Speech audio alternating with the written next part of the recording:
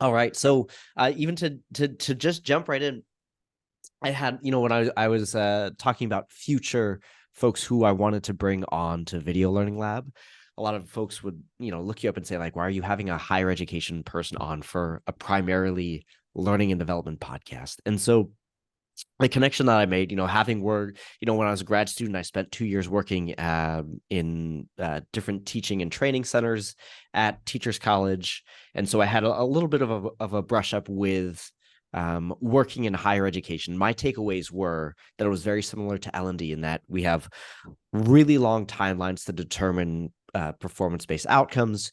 You have entrenched attitudes about the value placed on education and its worth. And then the thing that really clicked for me was everything works extremely slowly, whether that's through politicking or the request process. The key difference being between higher education and learning and development is that higher education is like 10 times worse. Is that is that a fair assumption? It is. The more I think about it, and at this point, I've been teaching where I am now for about 5 years, actually a little bit longer. And I do think that higher ed is sort of this very strange space because there's a huge split.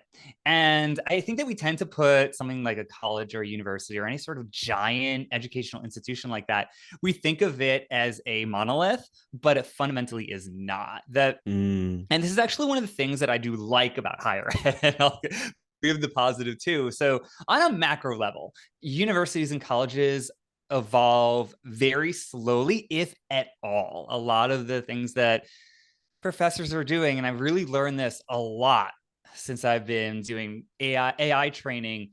We have professors who've been doing the same thing for 30, 40, 50 years. So they haven't really mhm. updated their curriculum at all. And that, in many ways, is in keeping with how universities and colleges overall have functioned. But there is the other side of it. I don't get excited about that part. The part I do get excited about are the universities in a micro way. Mhm. If I decide to make a change, if I go home today and I think, that writing course would really benefit from blank, I will go change it. I will change it immediately. I do not have anyone I need to run it by. I have complete autonomy within a very limited scope. And I really use this to my own advantage. And sometimes it gets me in trouble, right? Sometimes, I would say more often than not, I'm able to slide by. My institution is very supportive. And I also have the benefit of at my college being the AI person. So whenever someone asks why you're doing that, my kind of initial response is that no one should be surprised that I'm doing these things, because I've been very honest with how I'm using AI and trying to use it as a way to rethink writing. And so that Mhm. on a micro level, that ability to play and experiment and change a curriculum at the drop of a hat, that's the exciting part. And I think that sometimes we lose that I know very, very innovative professors who have done radical things without needing any approval, because that's how the universities work. So I have a friend, Lance Cummings, who teaches, is an English professor. He stopped teaching writing. Mhm. He actually reworked his entire class around AI operations and thinking about that as content creation, much less than writing. And so he was able to just change that. Um, Mhm. I was recently in a meeting and it was all just English faculty members. And I asked them, is it important for students to write essays anymore, right? And if so, what should those essays look like? They definitely shouldn't be 5 paragraph essays, right? They should look Mm. fundamentally different. And so I think that sort of mix is very much representative of universities as a whole. And I come into contact with that constantly because universities aren't special, colleges aren't special. We have our own politics. We have this very extreme form of traditionalism, which you mentioned.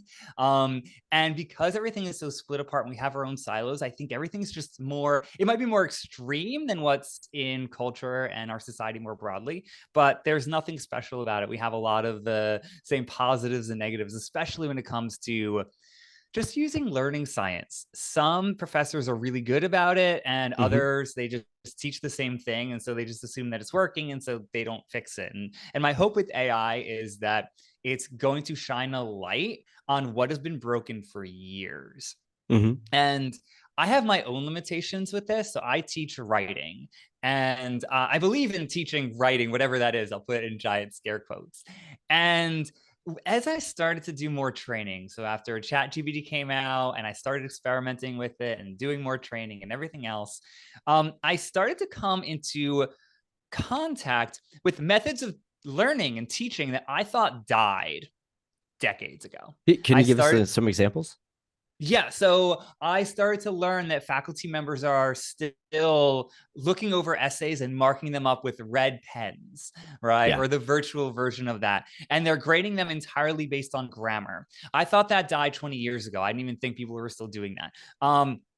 I've also come into contact with the 5-paragraph essay. I have never, ever, ever taught one. I've never been taught to teach one. I've written maybe one in my entire life as a student, right? That kind of Mm. very easy to do circular essay that doesn't really say anything, but it has an argument. It backs up it okay. I never ever wrote those, really in high school and college, and I thought it died. I Mhm. thought it was a dead form. And then as soon as I started training, I started to realize that it absolutely is not. And you have to do a lot of work to say, oh, I thought this was broken 20 years ago. And if AI hopefully is the sledgehammer we need to break that kind of stuff, I'm totally okay with that. Because I thought it was already dead. Yeah. Yeah. I mean, to connect it back to what you were saying before about, there are, it almost seems like higher ed institutions are kind of a double-edged sword in that they're so big and unwieldy that if you're in your silo and you want to make changes, you can do that, without a lot of consequence. Like if you want to innovate in your small micro area, in your small part of your silo, you're able to do that and in a fairly safe way. But on the other hand, those folks who've been doing the same lecture for 40, 50 years, and they're also not experiencing any consequences of that as well. And maybe AI is going to be that disruptive technology that really forces higher education to see, should things be different. I think what that makes me think of is that, I'm not, I have to say, I'm not the most up to date on kind of where we are in the story of like generative AI and higher education. I think at the time we're recording this, students are just starting, I think, their first semester really getting a chance to wrap their head around AI. And I know this is going to date the episode, but and people are going to be like, what took you so long, Kevin, to edit this? But right now we're in September. So students have just really large language models made their splash, really made their splash in higher ed in like March, February. Is that fair? Yeah. And so Yep. we've had kind of that semester where it shook up a lot of things, but the semester is already in flow. Then we've had the summer, and now this is the first semester for generative AI or large language models really to change higher education. So I guess from your perspective, how's it going so far? What is the latest that you're seeing as the semester's kicking off? I'm going to start off with a worry. My worry is that faculty members and administrators just stopped thinking about AI over the summer. That's what I'm worried happened. And I think now institutions in higher education are starting to get a sense that they need to have some strategy going forward. I was sort of surprised by how late things were. And I do a lot of training with universities and colleges.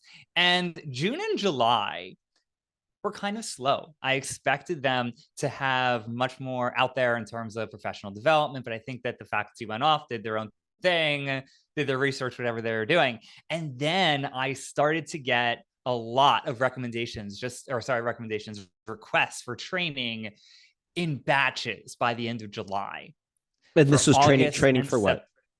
these are basic faculty, or usually were basic faculty professional development. So an intro to AI, Yep. how to use it, to both in their teaching and in the actual classroom. And so I started to get those requests, and they tended to be for August or early September, which is just way too late to start thinking through some of these things.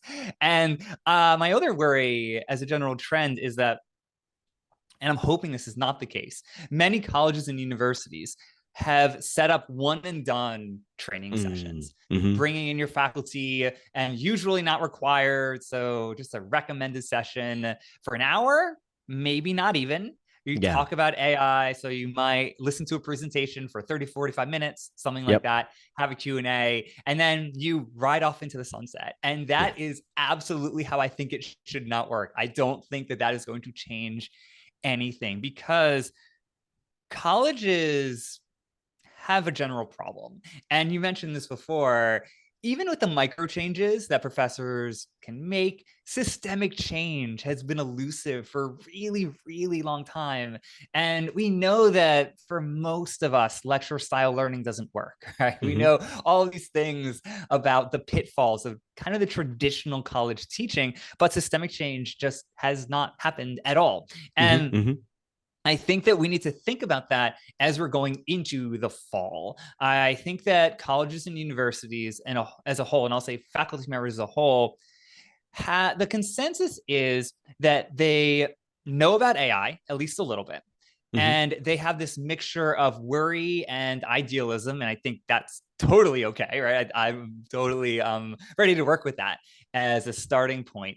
And the question is how can they use AI in their classrooms, in their own research, whatever they're Oh, focusing on.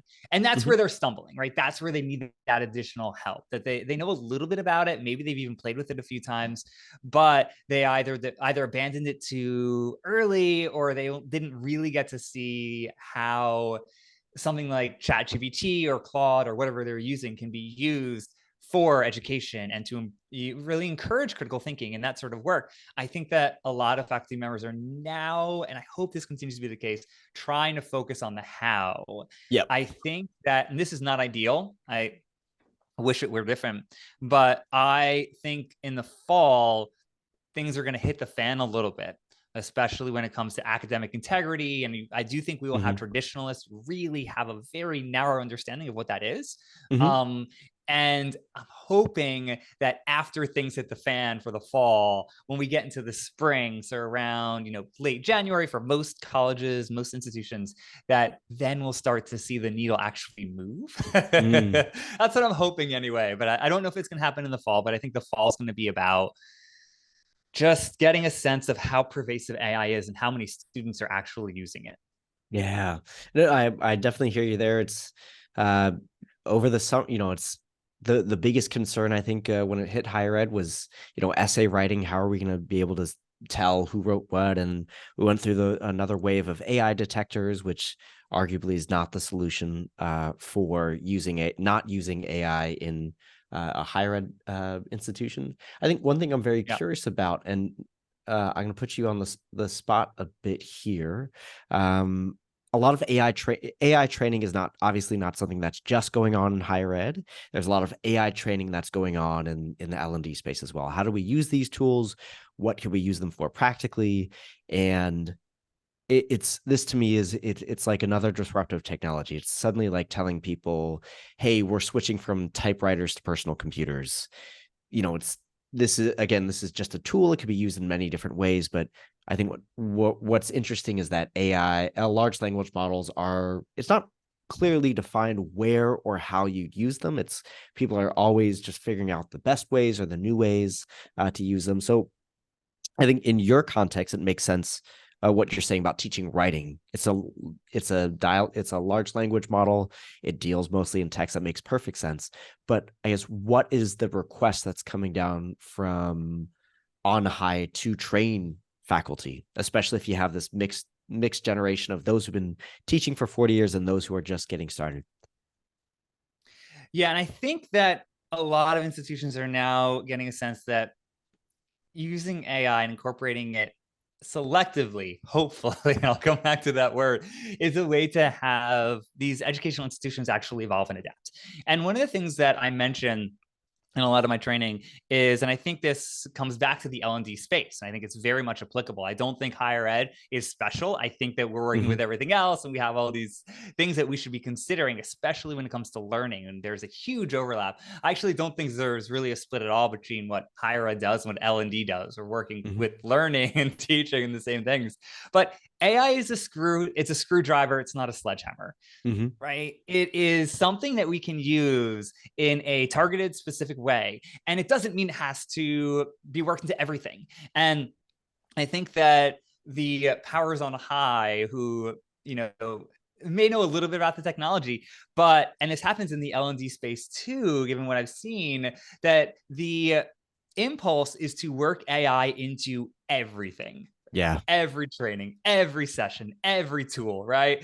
And that's just not how it should work. That's not actually using AI in a way that is purposeful and actually taking advantage of what AI can do to make everything more learning centered, to personalize curricula, all of that sort of really, really good stuff we can do AI. If we're just using AI in every single program and every single session, we're really not using it to its utmost potential. And I see that in the L&D space. I see that in the program development space, right? That now you go in and every single program has AI, whether it should be in there and is actually serving a purpose or not. And what I'm hoping in the L&D space and higher ed as well, that we're going to start seeing a little bit more focus on strategy. Because so many of us, and I think we needed to do this, so many of us found out about AI, or maybe we knew about it for years, and we really started experimenting with it and thinking about use cases. And I think, especially for someone who didn't really know the technology, we needed to just be able to dabble for a little while. But then I think it has to be about strategy. I think that has to be about whether we're using AI for a purpose to actually make something better, or if we're just using it just to do something. And I think that focus, if it happens, is going to be very much in parallel. So higher education and L&D in general, I think hopefully are going to focus and move in that direction. So in your training, how do you focus your participants on developing a strategy for AI? Are there key questions that you ask? Is there a particular project you ask them to complete? Do you kind of give them foundational knowledge and have them kind of build on top of that? How does it work in the training that you give? One of the things that I have them do is I will give them a quote unquote traditional style material from a college course, right? So giving them what tended to be something written out, a written out lecture, something like that, or even just a lesson plan. Sometimes I just give them the basic bare bones and I give it to them, right? No AI in it. And I ask them to pinpoint one thing that could benefit from AI. Right. And then tell me why, right? Why they think that would benefit from AI. And obviously, this is sort of an advanced exercise. You want them to know kind of what it is and some use cases so they can actually apply it. But my hope with doing that is to get faculty members and administrators and really everyone with L&D to really think about how we can use AI that way, right? Maybe this is a moment when you can really give a lot of agency to your learner and use AI to really give them a chance to kind of play with things, right? And then, so typically if I'm doing a session, we kind of focus on just the identifying part. So on an individual level, what do you think could benefit from AI and why? And really, really trying to nail down that why, right? Not just because it's engaging, right? We don't want that answer, right? We can start there, that's okay. But we have to be way more specific about what engaging is and whether it's good. There's good and bad engagement, but really saying, here is, say, a class plan for a 45-minute session or whatever the amount of time is. Identify one thing that AI could benefit, say why. So all of that can kind of come on an individual level, and then we can share, however you're sharing information, whether it's online or in person. And then from there, usually we brainstorm how we can do that just as a group, right? Especially for faculty members who are just getting used to technology. I think that's just too much of a pull, right? To say, tell me exactly how you're going to use AI. I think it's too much. So there, it allows me to kind of supplement. If I have a tool that I think would help them, that's a way for me to bring it in purposefully. And I find that sort of exercise has helped reorient the conversation. Yes. Because the impulse, I think, for a lot of L&D professionals is to kind of fall in one of two camps. Either keep AI just totally separate and not really work with it, or working to everything. And I think that ideally we're somewhere in the middle of the spectrum. And so I do find that activity does help push people in that direction or nudge them in that direction. And just to clarify, are we talking about a wide range of AI tools? Are we focused mostly on large language models and using ChatGPT because that's the most accessible? What tools do you coach them up on? or kind of use I to kind of teach? mostly, at least right now, focus on ChatGPT, just because I think that tool overload is very much a real thing, especially if you don't really know it. I Yes, understand why people go on social media and post those 100 tools that have come out in the exactly. last 30 days or whatever. I get it. It's very good for engagement. I don't think it actually helps Yeah, in terms of how culture is thinking about AI, yeah, because I think we have to be purposeful. And I think that I would much rather someone have a really, really solid understanding of how to use one, maybe two tools than yep, to know 20 tools sort of okay. yeah, I think that there is a skill, and I teach this too, that it's involved with just picking up a tool. Or if you think that a tool might be useful, kind of learning how to learn it in an efficient way so that you're not spending 2 weeks learning something that you then junk and exactly. never use again, Yep. right? I think that's its own particular skill that you kind of just pick up as you do it more and more. But in general, I focus on something like ChatGPT because it is very much a Swiss Army knife as compared to other AI tools that you can, and that's kind of the beauty of something like this, that you can give it specific parameters just for that chat, right? You don't have to Hmm. retrain, you don't have to do a bunch of retraining or anything like that. And so I find that in that sort of exercise, when we're looking at something, identifying a potential moment when AI could help, and then going from there, I find ChatGPT very, very helpful because it allows you to kind of have a not just have a more general approach, but being able to kind of personally target it in a way that Mm, other LLMs won't allow you to. But there are yeah. other tools that I have them use, and a lot of this is based off of what faculty members think they would benefit from. And I always ask them, what parts of their day do they wish could be more streamlined? And my personal approach with L&D professionals and faculty members is that with something like AI, we can be more efficient, and that's great, right? It allows us to save time, but the goal is to be more efficient so that you can be more effective. So you save some time with one part of your day and then you repurpose it, right? Mm. So one of the tools that I do that with, and I've gotten a pretty good response out of this, is Gamma. And there are a lot of tools like this. So some people like Gamma, some people like Beautiful AI. Tome is Can you another one. can you break down Gamma real quick and just explain what that is for someone who Yep. might not be Yeah. familiar? So Gamma is basically a program that allows you to put in text input and get something visual out of it. So right now, Gamma can create a rough draft of a PowerPoint presentation. That's a lot of what faculty members really, really want. So you can do a PowerPoint presentation. You can do a document. So if you want to create kind of a visual representation of whatever you're teaching, it allows you to do that pretty quickly, or a website. And they're not perfect. As with any AI program, there's a lot you need to do to kind of take care of things and personalize them. But it is a very quick way. So Gamma is a very quick way to either write in your own prompt, and I think you get like 300 words or whatever it is. So you can write in a prompt, tell it what you want in it, and it can create a PowerPoint presentation. The other thing that they just added was, I think that they're calling it a text transformer. So you can actually go in and you can upload an entire document. So, and this really helps faculty members. So if they have, say, a 3-page long document, right? So it used to be kind of just a lecture that you would just pop on the LMS and cross your fingers and hope people will take a look at it. But now you can actually upload it to Gamma and tell it to convert it into a PowerPoint presentation. Hmm. And again, there are some things that I think it's getting better at. So organizing bullet points, being really streamlined, I think it's getting better at, but it's not quite there yet, at least not at the level of a human. But as a way to get rid, not get rid of, but to fast forward through a lot of the slide creation, Hmm. formatting, finding basic visuals and basic layout, right? That used to take hours and hours just before you got to content.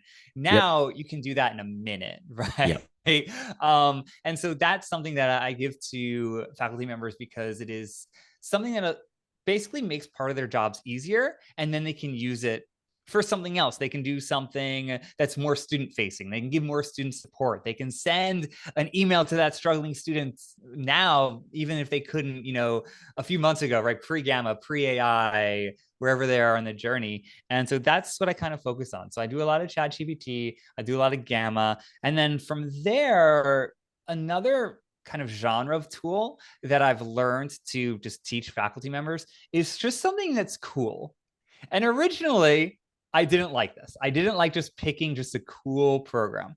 But now I do it because when I go into a training, I think that one of my jobs is to just let people be excited. I think that that's Mm. important. I think that there's all this pessimism around it in the higher ed space. And so just trying to show them something that, yeah, there are use cases for it, and I can give that to them, but just showing them what AI can do. And so one of my favorite ones with that is Stable Doodle. And so it's part of Stable Diffusion's set of tools. And so it allows someone to go in and just draw something.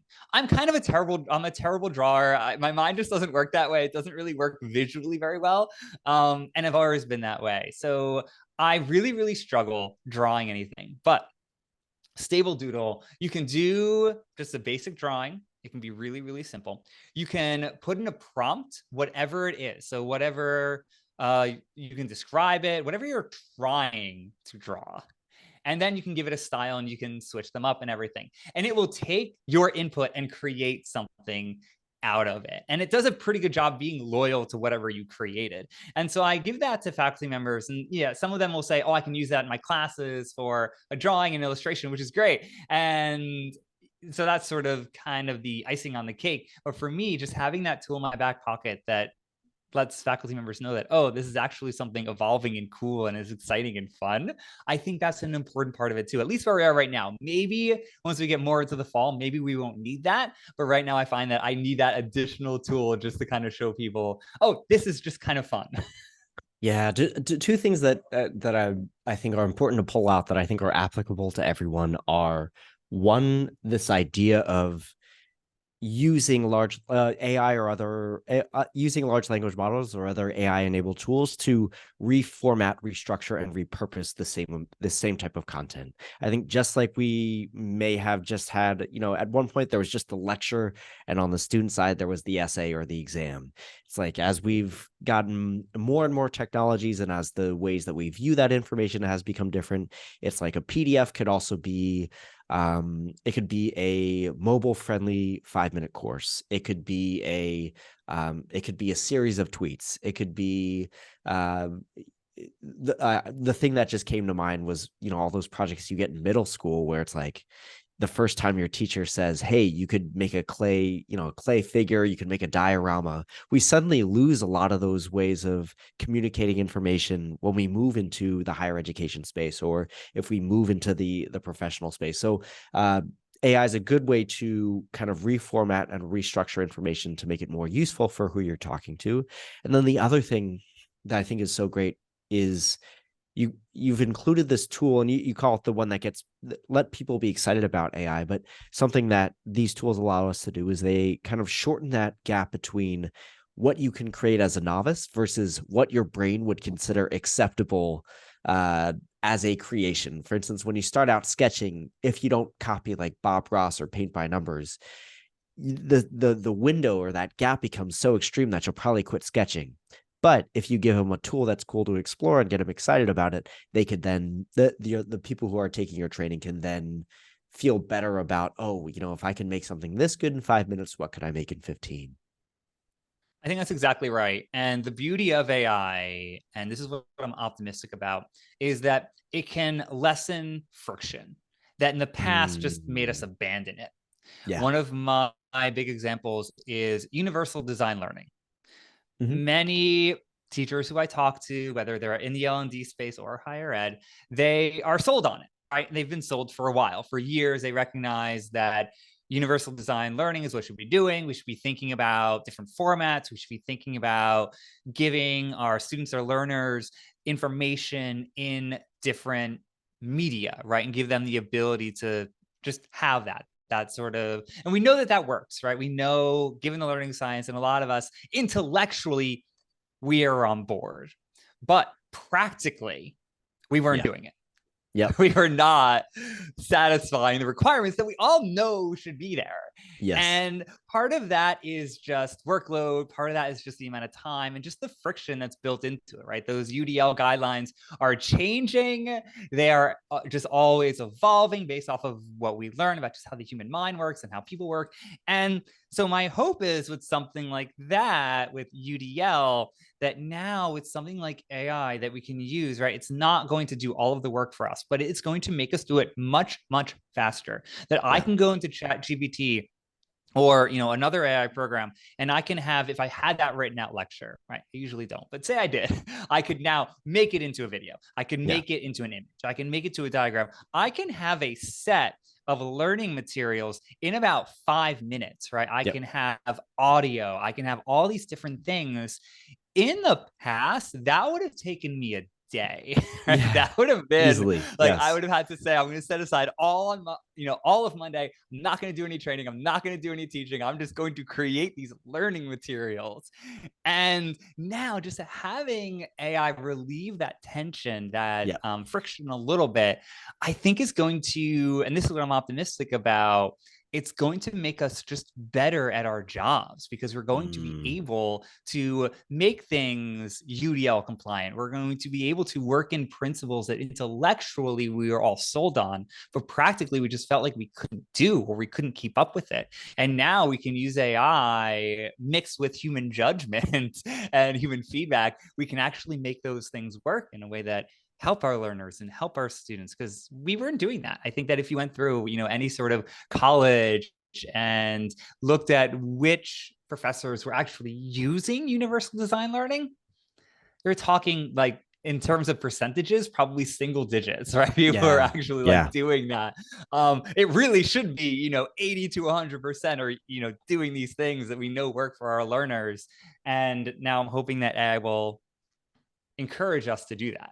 Yes. Yeah. I was even thinking that 80%, that's very generous, because I know on your, the just given the workload and the amount of daily work you have to do, I can understand why some professors have had the same curriculum for 40 years, because to go and do all that again is incredibly difficult.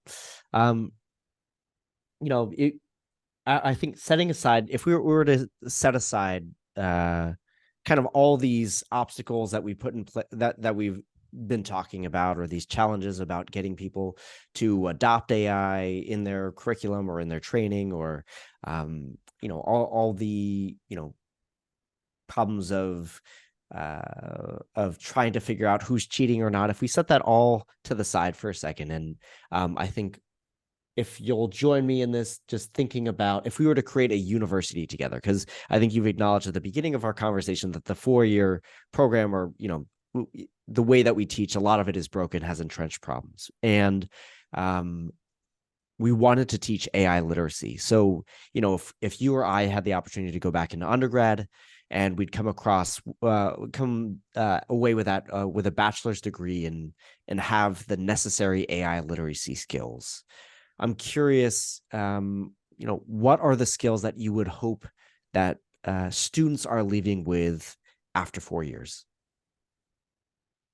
Yeah. So if we were to work together and create a college from the ground up, have Let's do complete it. control, I do think, and you mentioned this already, AI literacy needs to be a fundamental value, not just something that's just attacked onto it, but it needs to be a driving value. And so the first step I think, for developing that college university would be to think about values and to think about ethical responsibilities. And I Mm, do find myself really couching it in those terms. So for me, a major ethical responsibility is we need to get our students ready for the workforce, right? That is an ethical responsibility. If a college isn't doing that, they're not doing what they need to be doing, right? yep. It's not the only thing they need to do. They have other Yep. jobs, other things they're trying to balance, but that needs to be a core thing of what they're doing. And so if they're doing that, they must have AI literacy built into kind of the core. And I think that over the next few years, we're going to see more and more colleges doing that. We're going to see the emergence of what I'm starting to call AI universities, right? Which isn't a fully AI college or university, it doesn't have to be that, but that they have something about AI built, just baked into them, because our students, so if you go into a classroom and you ask students about AI, they will have, some of them will have positive, some of them have a negative, some of them won't want to use it. And that's okay. I understand that emotional response. I get it. I don't belittle it at all. But we all have to know about it. We all have to have AI literacy, which is the ability, and I see AI literacy as having a couple of major buckets, right? So bucket number one, or I guess skill number one, is just being able to learn about AI. That is its own skill, right? Just being able to work through kind of the information overload, and especially now. And I think this is going to be the case, at least for the foreseeable future. We're going to see AI built into everything. It is evolving so fast. And so part of AI literacy is to just be able to have processes as individual as they need to be to just stay afloat, right? Yeah. And this is really learning how to learn, right? Yeah. AI literacy in many ways isn't special. It's just information literacy with tech kind of built into it. That's really all it is, or at least how I see it. So being able to just learn about just learning this kind of technology, I think that's such a huge part of AI literacy. Another skill in AI literacy is being able to look beyond the surface. Right. So if you see an AI product or anything like that, being able to have a basic understanding of the nuts and bolts behind it, right? Not everything. You don't have to be able to say, oh, that video was created, this is how they did it, right? But being able to say that in a very general way, these are the thing that's these are the things that are happening to produce that, and it happened to me as I actually interact with that product. And I think so those kinds of AI literacy need to be a huge part of the college and university. And I actually build curricula around that. I think, at least today, and I don't think this is going to change in the next couple of years, I think every undergraduate should have required courses or whatever you want. They can be micro credentials, however you want to design them, but around generative AI. Well, this is our university, so we can do that. Yeah. Yeah, right. So yeah, being able to design around that. So if we wanted to create, a program where students are actually learning generative AI, not in a one and done thing, not even just in a single course, but being able to work towards students learning how to learn about AI. Right. That means learning how to use a tool, because a lot of them will go into the workforce and they're going to say, and we can't predict what these are going to look like now, but their bosses are going to say, I want you to do this. And they're either going to say, here's a tool to do it with, or they're going to say, go find me a tool to do it with, right? And so I think our students graduating from our hypothetical college need to be ready to do that. And I would create a program around that. So you can be very, very sure by the time they graduate, or hopefully have the ability to actually survive in that world. And I think a huge part of that is going to be teaching entrepreneurship, being able to teach students. And there is a way, I think, you can either have entrepreneurship built into that AI program, that generative AI program, or you can have its own thing and have them linked. But more and more students are going to go into a work environment where they're going to have to take it upon themselves. A lot of them are going to be starting their own business. That's kind of the traditional entrepreneurship, but also just being able to kind of piece things together in a creative way. And I think that's going to continue to be the case for a lot of our undergraduates. So thinking about, ethical responsibility is a big one, being preparing them to just have a job and or to have their own business, just survive in this new environment. And then from there, building a program around AI literacy and generative AI, and just kind of going from there. But I would have AI baked into just the heart of the college. I think what's interesting there is, if I'm applying what you're saying about, first they have a foundational understanding about the technology at play, then they have this literacy in being able to discern how different tools that have, whether that's AI plugins or different types of technology, how they're actually producing their output. That seems like the second point. And then the third is entrepreneurship, which to me speaks to an ability to problem solve and kind of reach into that AI grab bag of tools to pull out the one that they will need for the job. And I think what that makes me think is that the future workforce that would come from our amazing 4-year program is that it's less about roles and more about it's like not their skills, but there are skills that are AI enabled. So it's, how do you have the opportunity? Do you have the resources to get this task done? We're giving you these tasks at work. Do you have the skills? And if not, can you use an AI enabled tool to solve this problem? Yeah. And I think that in designing this college, we should focus less on product and more on process. Now, Mm, obviously, one way to get there is to have our students creating these products with AI. I think the optimized undergraduate degree is going to be part project management. I think it's going to be a yeah. huge part of it, right? Being able to not just like write a paper, which, really hasn't been that relevant as a workplace skill for a really, really Yep. long time, but being able to work with these different individuals and AI programs and be able to Yep. create something out of synthesizing everything together. So I think product management is going to be a huge one. And also just being able to show our own process. So a lot of people are already making really, really cool stuff with AI. Right. Mm, And our students need to get there. They need to get to the point where they're being creative, they're being innovative, they're trying to figure out how they can use AI for their own personal voice.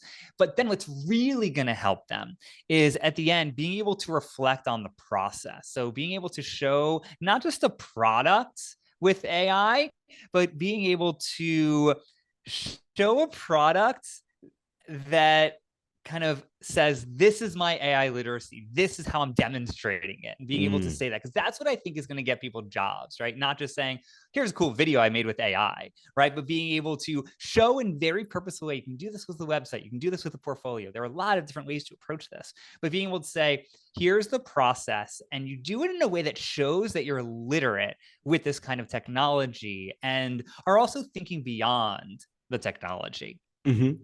I think that is that's a skill in and of itself, right? And that's part of AI literacy too, that we're not just letting the technology kind of run away with us, but we're finding ways to throw in the human and being able to just Mm-hmm. basically say, for our college undergraduates, make something and then identify where the human parts are. What did Yeah. you add to this, right? What do you think you did that AI could not just do on its own? Yeah. And have that be something that they can show, right? Something that you could actually show as evidence, probably virtually, because it just makes sense. But regardless of what it is that you can bring, if they want it, you can bring into that interview or show them. You can show your employer and say, here's the thing I created, here's how I created it, and here is what I added as a human and how I kind of move Yep. things along. I think that's going to be what gets them jobs in this new world, if I had to guess. Well, Jason, it sounds like it sounds like you're on the path to constructing that incredible 4-year program. Just because we only have so much time that we could cover. If folks want to get in touch with you about creating this program, or even just get in touch with you, what's the best way to do that? Today, the best way is through LinkedIn. That might be different tomorrow. For anyone who knows me on social media, you might know why I'm saying that. So you can follow me on LinkedIn. I currently have 2 accounts. I'm getting one taken away, but that's a good thing. But the bigger account, you're finally there. And then also you can just type in my name. So jasongulya@gmail.com. You can send me a message there too. And I'll get it. And so yeah, everyone can feel free to reach out to me. I love talking, and hopefully I will be on LinkedIn and still be engaging there. But I'm coming up with more ways of contact. But LinkedIn is probably right now the best way to do it. Sounds good, and we'll keep our fingers crossed that the bad things never happen again. But Jason, I couldn't appreciate you more for coming on and talking to us. This has been fantastic. Thank you. All right. Thank you so much, Kevin. It was a pleasure.